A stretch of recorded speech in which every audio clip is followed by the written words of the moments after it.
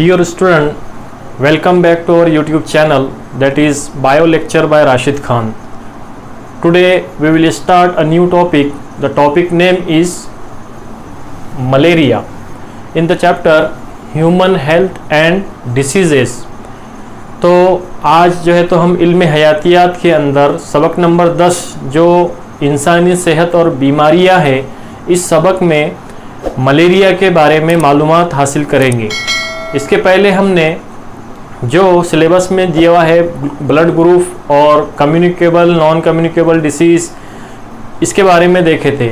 अब यहाँ से इस सबक के अंदर कंप्लीट डिसीज़ के बारे में मालूमात दी हुई है। जो बीमारियाँ है, जो ह्यूमन बीइंग या इंसानी बीमारियाँ कहलाती है, उनके बारे में मालूमात दी हुई है।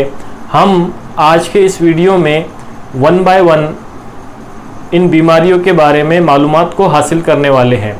तो इन बीमारियों में से सबसे पहली जो बीमारी है उसका नाम है मलेरिया। तो ये बहुत ओल्ड वन बीमारी है मलेरिया। अब ये मलेरिया होता कैसे है, इसका रीज़न क्या है, साइन और सिम्टम क्या है, डायग्नोस किस तरह से होती है और इसका ट्रीटमेंट क्या है और कंट्रोल मेजर क्या है, हम ये सभी पॉइंट को इसके अंदर कवर करने वाले हैं। तो आइए शुरू करते हैं। Malaria is a type of disease caused by vector. The vector is mosquito या मच्छर। यानी मलेरिया एक ऐसी बीमारी है, ये जो है कम्युनिकेबल डिसीज़ के अंदर आएगी। मलेरिया एक ऐसी बीमारी है जो मच्छर के काटने की वजह से होती है। मच्छर के काटने की वजह से जो प्रोटिस्ट है, जिसको हम बोलते हैं प्लाज्मोडियम, एक माइक्रो ऑर्गेनिज्म है, प्रोटिस्ट है, ये माइक्रो ऑर्गेनिज्म के ज़रिए से ये मलेरिया की डिसीज़ होगी या मलेरिया की बीमारी होगी। It is mosquito borne infectious disease caused by protist. ठीक है, जैसे मैंने पहले बताया कि मॉस्किटो बोर्न इन्फेक्शियस डिसीज़ है।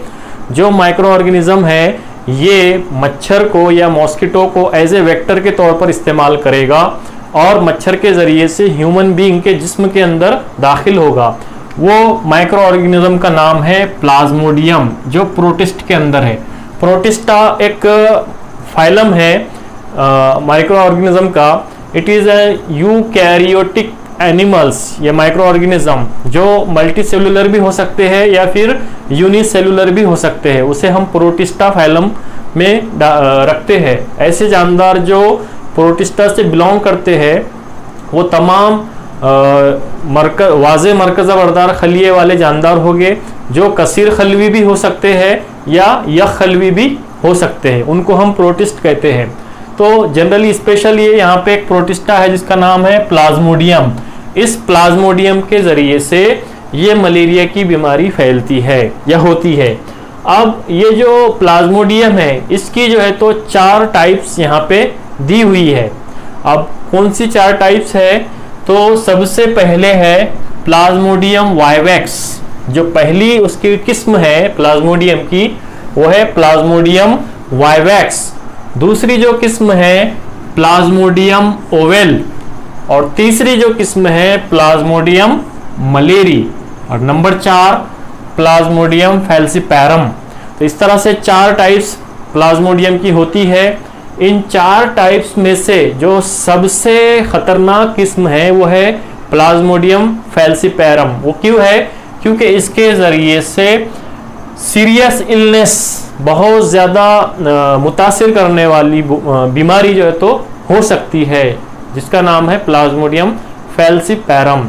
अदर 3, ये जो बाकी के 3 है, ये इससे कम फैटल है, रेयरली फैटल रहेंगे, थोड़े कम नुकसानदार रहेंगे। लेकिन जो प्लाज्मोडियम फैल्सीपैरम है ये बहुत ज़्यादा खतरनाक होगी इनके मुकाबले में। अब ये हो गया कॉज या ज़रिया या सबब जिसके ज़रिए से मलेरिया होता है। अब इसके हम देखेंगे साइन एंड सिम्टम्स, यानी कौन सी ऐसी अलामात है जो मलेरिया को जाहिर करेगी या जनरली जो अलामात जाहिर होगी उनके ज़रिए से हम पहचान सकते हैं कि मलेरिया की बीमारी लाहक हो सकती है या हुई है। तो इस साइन एंड सिम्टम्स के अंदर, अलामात के अंदर सबसे पहले क्या होगा, 7 to 15 डेज स्टार्ट सिम्टम, मतलब मच्छर या मॉस्किटो के काटने के बाद जो इन्फेक्टिव रहेगा, after bite of infective mosquito, जो इन्फेक्टिव मॉस्किटो रहेगा, जो मुतासिर कुन मच्छर रहेंगे, उनके काटने के बाद 7 से 15 दिनों के अंदर अंदर ये अलामत जाहिर हो जाएगी। कौन सी अलामत? तो उसमें सबसे पहली अलामत है फीवर का आना, तेज बुखार आएगा, फिर हेडेक रहेगा, सरदर्द एंड चिल्स, सर्दी लगेगी, बुखार रहेगा, सरदर्द रहेगा, may be difficult to recognise as malaria. अब इन अलामत के ज़रिए से हम ये कंप्लीटली नहीं कह सकते कि ये सिर्फ मलेरिया की ही अलामत है, बल्कि ये कॉमन चीज़ें हैं जो मलेरिया होने के अलामत को जाहिर करेगा। उसके बाद की जो अलामत है उसमें क्या है? Cyclic occurrence of high fever, बहुत ज़्यादा तेज बुखार रहेगा, लेकिन कैसा रहेगा? साइक्लिक रहेगा, एक रोटेशन के अंदर रहेगा, followed by sweating and sudden shivering, यानी बुखार तो रहेगा लेकिन उसमें क्या है? बहुत ज़्यादा पसीना रहेगा और बहुत ज़्यादा सर्दी रहेगी। 4 to 6 आवर्स उसका जो साइकिल रहेगा कैसा रहेगा? हर 4 से 3 घंटे के अंदर ये प्रोसेस होगा। बहुत ज़्यादा तेज़ बुखार रहेगा, पसीना आएगा, सर्दी लगेगी और 4 से 3 घंटे के अंदर ये रिपीट होगा और 2 से 3 दिन के अंदर ये अल्टरनेट होगा, मतलब 2 दिन में रहे, 2 दिन के बाद में और रिपीट होगा।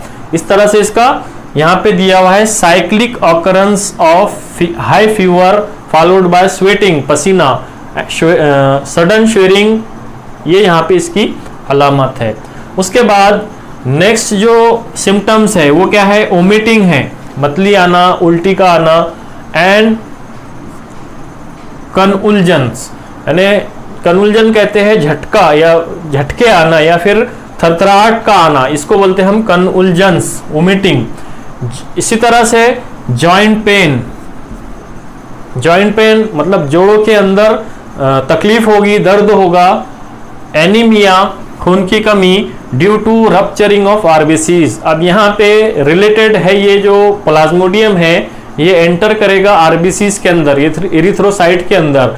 तो जब आरबीसीज रप्चर होगे, फटेगे, तो एनीमिया लाहक होगा। तो यहाँ पे अलामत के अंदर दिया हुआ है joint pain, anaemia due to the rupturing of RBCs, तो यहाँ पे ये अलामत है। उसके बाद है हीमोग्लोबिन यूरिया, ये एक बीमारी है जिसमें क्या होगा कि हीमोग्लोबिन, फ्री हीमोग्लोबिन, ये इंसानी यूरिन के जरिए से या फिर पेशाब के जरिए से फ्री हीमोग्लोबिन ये खारिज होगी, एक्सक्रीट होगी जिस्म के बाहर, तो उसको हम बोलेंगे हीमोग्लोबिन यूरिया। अब उसके बाद क्या है? लीवर एनलार्जमेंट, ठीक है। उसके बाद में क्या होगा? लीवर का जो है तो एनलार्जमेंट होगा और इसी तरह से रेटिनल डैमेज, आइज से रिलेटेड है। आइज के अंदर जो रेटिना रहेगा उसका डैमेज हो सकता है इन सीवियर कंडीशन, बहुत ज़्यादा अगर ये सिम्टम्स या बीमारी खतरनाक कंडीशन में है तो ये अलामत जाहिर होगी, ठीक। उसी तरह सेरेब्रल मलेरिया यानी ब्रेन का इन्फेक्शन हो सकता है, दिमागी तौर से जो है तो वहाँ पे इन्फेक्शन हो सकता है। तो ये तमाम चीज़ें साइन एंड सिम्टम्स के अंदर रहेगी मलेरिया के। जो कॉज होगा इसका वो कौन से जो माइक्रो ऑर्गेनिज्म है वो है प्लाज्मोडियम। इस प्लाज्मोडियम माइक्रो ऑर्गेनिज्म के जरिए से ये मलेरिया की बीमारी लाक होगी और ये साइन एंड सिम्टम जो है तो जाहिर हो गए। अब इसके बाद हम यहाँ पे देखने वाले हैं कि कौन कौन से माइक्रो ऑर्गेनिज्म जो टाइप्स है, 4 टाइप्स। ये प्लाज्मोडियम है, इनका इंक्यूबेशन पीरियड कितना है ये हम देखने वाले हैं। तो आपको यहाँ एक चार्ट दिखाई देगा, उस चार्ट के अंदर आप देख सकते हैं कि जो टेबल है स्पेसीज ऑफ प्लाज्मोडियम, वहाँ प्लाज्मोडियम की स्पेसीज का नाम दिया हुआ है। 4 टाइप की स्पेसीज है। सबसे पहली स्पेसीज है प्लाज्मोडियम वाइवेक्स। तो सेकंड कॉलम है उसका इंक्यूबेशन पीरियड, यानी जो इन्फेक्शन स्टार्ट होगा उसको हम बोलेंगे इंक्यूबेशन पीरियड। उसके बाद का कॉलम है पैटर्न ऑफ हाई फीवर, यानी जो तेज़ बुखार रहेगा इसका पैटर्न किस तरह से रहेगा। तो ये कॉलम आप देख सकते हैं। सबसे पहला प्लाज्मोडियम वाइवेक्स के अंदर जो इंक्यूबेशन पीरियड है वो कितना है, 14 डेज का इसका पीरियड है प्लाज्मोडियम वाइवेक्स का। और पैटर्न ऑफ हाई फीवर ये इसमें दिया हुआ है, high fever after 48 hour interval, हर 48 घंटे के बाद बहुत ज़्यादा तेज़ बुखार जो है तो रहेगा प्लाज्मोडियम के ज़रिए से, प्लाज्मोडियम स्पेशली वाइवेक्स के ज़रिए से। दूसरा है प्लाज्मोडियम मलेरी। अब यहाँ पे प्लाज्मोडियम मलेरी का इंक्यूबेशन पीरियड है 28 डेज, 28 दिनों का पीरियड है। इसमें जो पैटर्न है, pattern of high fever after 72 hour interval, यहाँ पे 72 घंटे के बाद मतलब 3 दिन के बाद में हाई जो है तो फीवर महसूस होगा, तेज़ बुखार महसूस होगा। उसके बाद है प्लाज्मोडियम ओवल। प्लाज्मोडियम ओवल का जो इंक्यूबेशन पीरियड है वो है 17 डेज, यहाँ पे 17 दिनों का इसका इंक्यूबेशन पीरियड है। और इसका जो पैटर्न ऑफ हाई फीवर है 48 आवर का इंटरवल है, यानी हर 48 घंटे के बाद प्लाज्मोडियम ओवल के इन्फेक्शन के ज़रिए से तेज़ बुखार जो है तो आएगा। उसके बाद है प्लाज्मोडियम फैल्सीपैरम, इंक्यूबेशन पीरियड है 12 days, high fever at irregular interval between 22 to 48 hours, यहाँ पे इरेगुलर रहेगा हर 22 और 48 घंटे के दरमियान के अंदर। तो यहाँ पर ये जो टेबल है that showing different species of Plasmodium, incubation period and pattern of high fever. अब यहाँ पे इसके बाद जो तस्वीर दिखाई दे रही है आपको इमेज, वो है stages in life cycle of Plasmodium in mosquito and human, यानी लाइफ साइकिल दिया हुआ है प्लाज्मोडियम का यहाँ पे, जो डिपेंड रहेगा दो होस्ट के ऊपर, दो मेज़बान के ऊपर। और वो मेज़बान क्या है, वो सबसे पहला जो साइकिल है इन मॉस्किटो, इधर दिया हुआ है लेफ्ट साइड में, तस्वीर में आपको दिखाई दे रहा होगा। दूसरा जो है साइकिल इन ह्यूमन, और दूसरा जो साइकिल है वो साइकिल इन ह्यूमन है। तो इस तरह से हम यहाँ पे बता सकते हैं कि जो प्लाज्मोडियम का लाइफ साइकिल है ये दो मेज़बान के ऊपर या दो होस्ट के ऊपर डिपेंड है। जो पहला जो होस्ट है वो है मॉस्किटो, मच्छर। तो यहाँ पे क्या होगा, मोड ऑफ ट्रांसमिशन, यानी जो फैलाव होगा बीमारी का ये किस तरह से होगा, तो लाइफ साइकिल उसका देखने के बाद हम बता सकते हैं कि प्लाज्मोडियम का ट्रांसमिशन या मलेरिया का ट्रांसमिशन किस तरह से होगा। Plasmodium is transmitted from one person to other through an insective vector female anopheles mosquito, यानी जो ट्रांसफर होगा प्लाज्मोडियम किसके जरिए से होगा, एक मच्छर है जो मादा या फिर फीमेल रहेगी, उसका नाम क्या रहेगा, फीमेल एनाफिलस मॉस्किटो, उसका नाम है एनाफिलस, नाम है उस मच्छर का। सिर्फ उसके जरिए से ही ये प्लाज्मोडियम ट्रांसफर होगा इन्फेक्टिव पर्सन से हेल्दी पर्सन तक।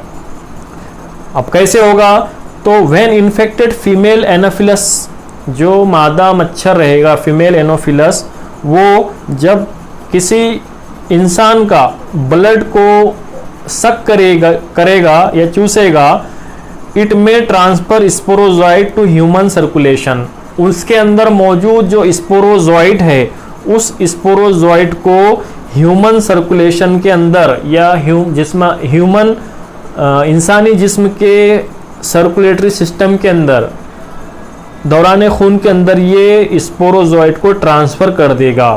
फिर आपको यहाँ पे दिखाई दे रहा होगा स्पोरोजोइट, जब ये लेफ्ट साइड में देखिए एक मॉस्किटो है जो बाइट कर रहा है और वहाँ से स्पोरोजोइट ट्रांसफ़र हो रहे हैं। Sporozoite reproduce asexually through fission. अब यहाँ पे जो स्पोरोजोइट है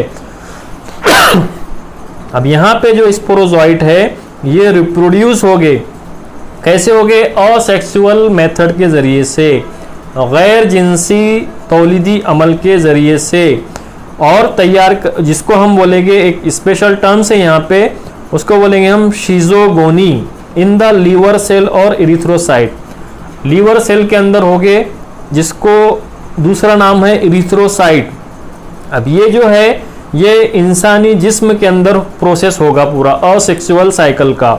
the cell form are new called merozoite.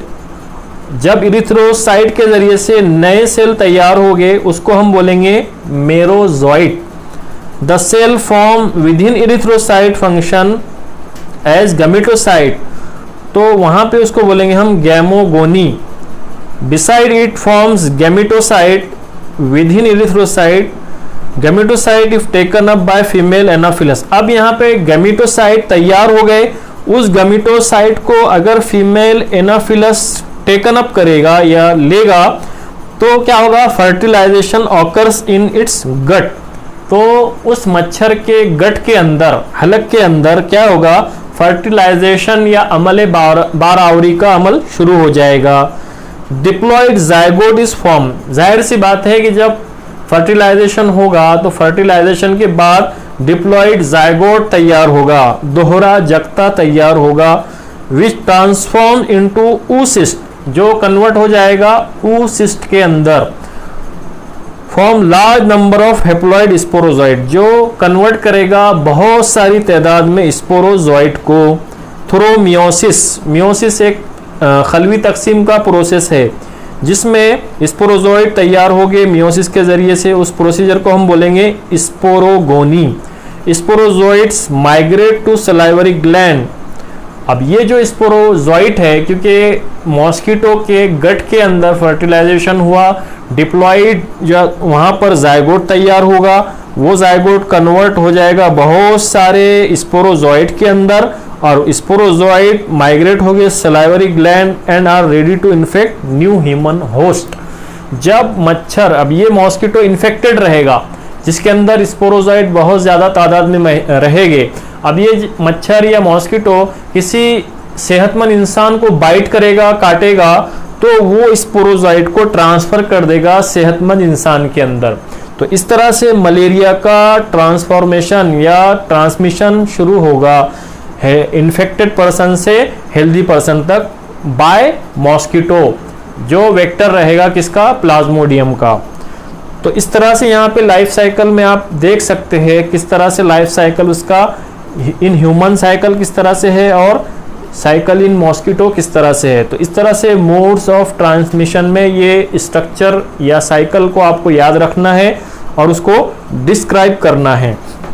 इसके बाद हम देखने वाले हैं diagnosis and treatment. After this life cycle of Plasmodium we will see the next sub topic that is diagnosis and treatment of malaria. यानी यहाँ पे डायग्नोस किस तरह से करेंगे मलेरिया को और उसका ट्रीटमेंट किस तरह से होगा, ये हम इसके बाद देखने वाले हैं। तो इसका जो डायग्नोस है ये माइक्रोस्कोपिक स्टडी रहेगी, मतलब खुर्दबीन के ज़रिए से जो ब्लड स्मीयर रहेगा या फिर ब्लड सैंपल रहेगा किसी भी पेशेंट का या मरीज का, उसका मुआयना किया जाएगा, उसका ऑब्जर्वेशन किया जाएगा और उसके ज़रिए से जो इरिथ्रोसाइट है, उस आरबीसीज है, उसका मुआयना करके उसके बेस पे ये डायग्नोस किया जाएगा। ये एक तरीका है। और जो दूसरा तरीका है डायग्नोसिस का वो है न्यूक्लिक एसिड एम्प्लीफिकेशन टेक्निक का। यहाँ पर ये नया मेथड है, नया तरीका है जिसके ज़रिए से न्यूक्लिक एसिड एम्प्लीफिकेशन टेक्निक है, उसके ज़रिए से ये डायग्नोस किया जाएगा, पता लगाया जाएगा कि ये मलेरिया ही है।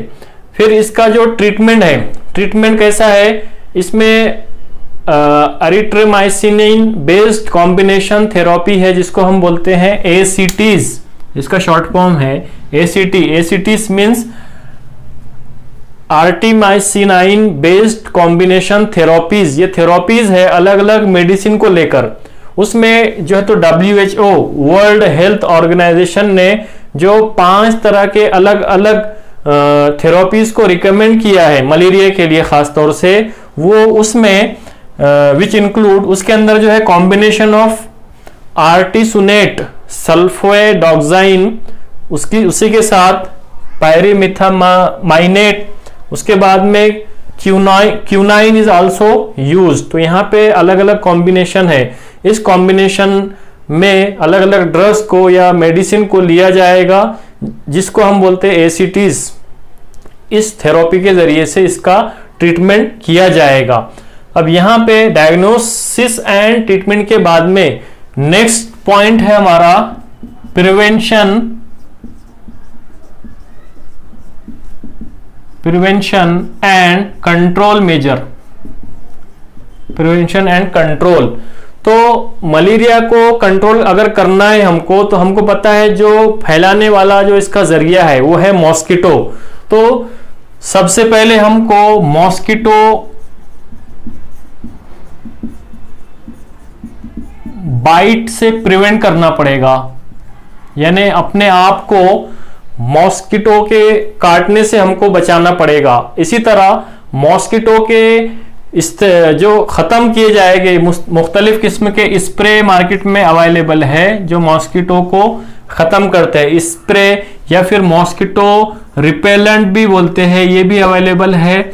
इसी तरह जो मुख्तलिफ किस्म की दवाएं हैं जो मॉस्किटो को ख़त्म करते हैं, जो सबब बनते हैं प्लाज्मोडियम को फैलाने का, तो ये मॉस्किटो स्प्रे, रिपेलेंट, इसी तरह से मॉस्किटो नेट्स का हम इस्तेमाल कर सकते हैं जो हमको प्रिवेंट करेंगे, महफूज रखेंगे मच्छरों के काटने से या फिर मॉस्किटो के बाइट करने से। तो मॉस्किटो नेट का हम इस्तेमाल करेंगे। इसी तरह मॉस्किटो बाइट का स्प्रे का इस्तेमाल करेंगे, रिपेलेंट का इस्तेमाल करेंगे प्रिवेंशन के अंदर। ठीक इसी तरह जो बायोलॉजिकल मेथड है मच्छरों को कंट्रोल करने का, वो है गैम्बोसिया नाम की फिश है,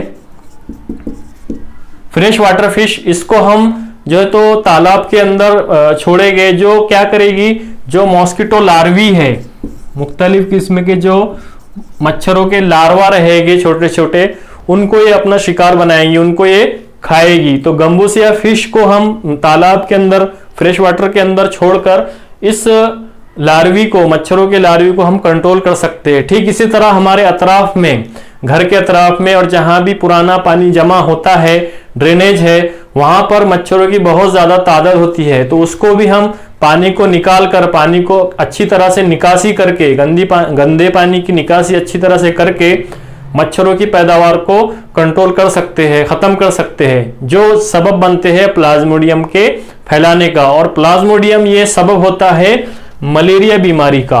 तो इस तरह से ये प्रिवेंशन एंड कंट्रोल मेजर के अंदर रहेगा।